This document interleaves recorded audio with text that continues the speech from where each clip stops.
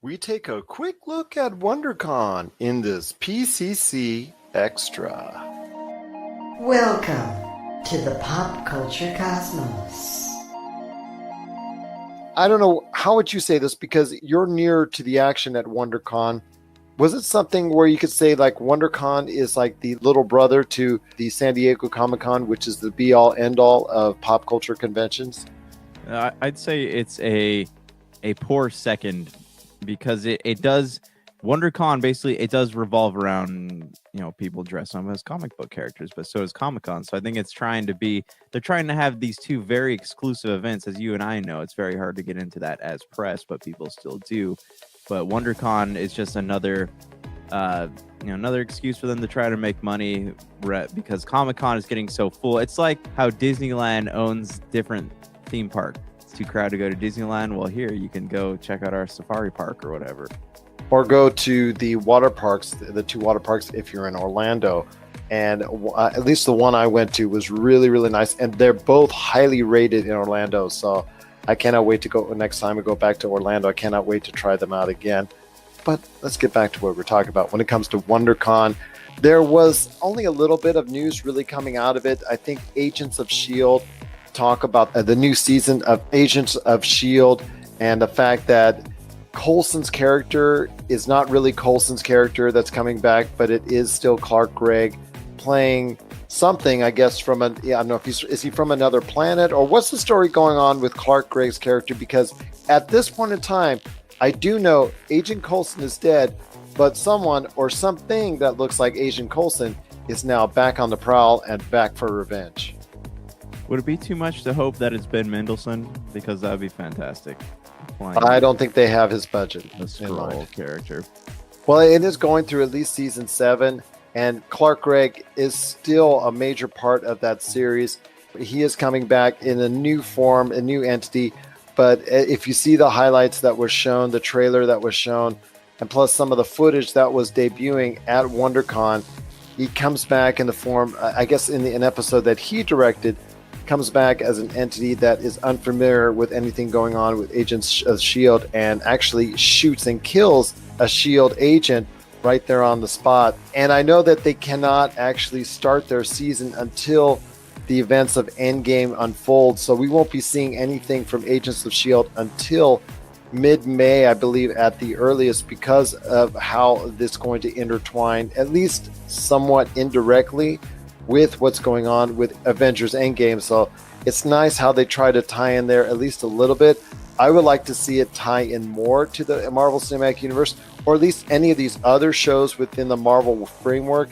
We will obviously see that somewhat when Disney Plus comes out, and they're going to have a Loki show. They're going to have Falcon and the Winter Soldier together. They're going to have Scarlet Witch. They're going to have some of these shows intertwined with what's going on with the Marvel Cinematic Universe as part of the television shows for Disney Plus. I'm assuming at the Big Brother convention, that is San Diego Comic-Con, we'll find out more about those shows and those programs. But for right now, Agents of S.H.I.E.L.D. is, I guess at this point in time, the de facto Marvel television show that people need to go ahead and tune into until we find out more about what's coming up later on at Disney Plus and some of the other things that they've got cooking up at Marvel. There was also screenings of Shazam, and what surprised me was there was a screening of Tolkien as well. When it comes to Shazam, we're obviously going to be talking about that pretty soon, because our Friday episode, at least a portion of it, will be dedicated to what's going on with Shazam and the DC Universe and how that all ties in together. But I wanted to ask you, they did debut a screening at WonderCon of Tolkien, which was a surprise to a lot of people attending that panel. What are your thoughts on Tolkien as a biography, loosely based off of some components of his life? Obviously, it goes into detail on the fantasy part of it, as we've seen in the trailer, but what do you think about Tolkien as a whole being something of a movie that people might be interested in seeing when it comes to theaters? He's got enough interest around him as a person. There's very little known about him. I mean, that's published anyways. There's no really official biographies. There's Time Magazine has done a few things that kind of briefly dove into different aspects of his life: war, childhood, religion, things like that.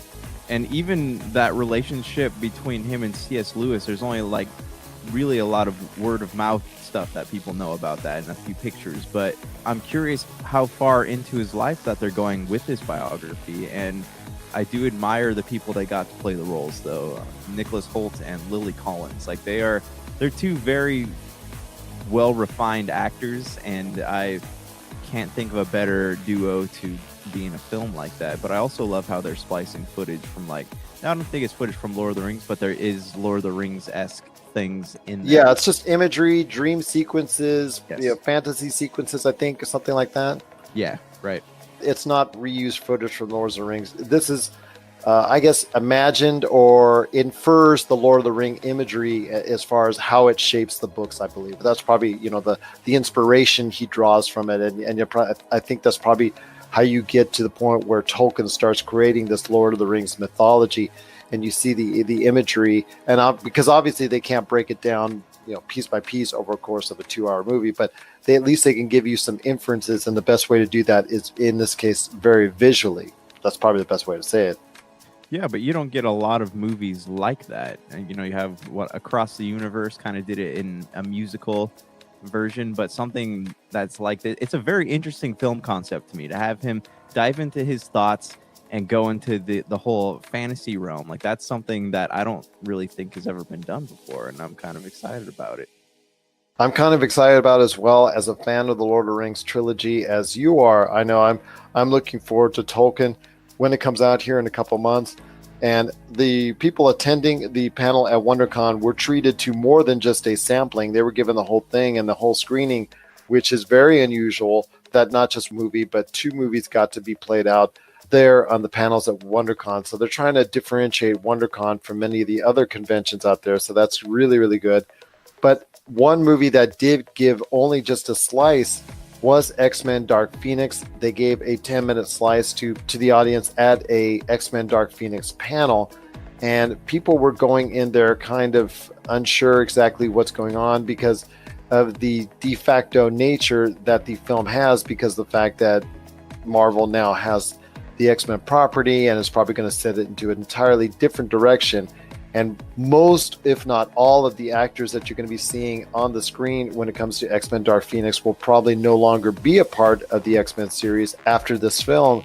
So I ask you, my friend, the 10-minute footage that they showed there at the panel were actually very promising. And after so many rumors of bad screenings and it's not working and a delay, we finally might have a product in X-Men Dark Phoenix that actually fans everywhere could actually be proud of and actually want to see for once when it comes to the X-Men universe, to the point where it actually might get out of those X-Men doldrums that they've had for at least a little while since X-Men Days of Future Past. Yeah, right. And also this is their grand finale. And, we don't know what's going to happen next with this franchise. Nobody really knows. This could mark the end of an era. I know they had the New Mutants thing, and that's kind of up in the air about what's happening with that. Do you actually think that's going to hit theaters in August as it's currently scheduled? Or do you think that it's just going to be put on some sort of platform like Disney Plus or Hulu or even FX as something like that and move there instead of trying to see if it will, suffer a horrible fate come August? Because as you and I both seen, August is not the greatest time to debut a movie. Right, but they also spent a lot of money on this, and it's a big budget film that Disney didn't really have to pay for. So what could they lose by putting it out, Good point. Very good point.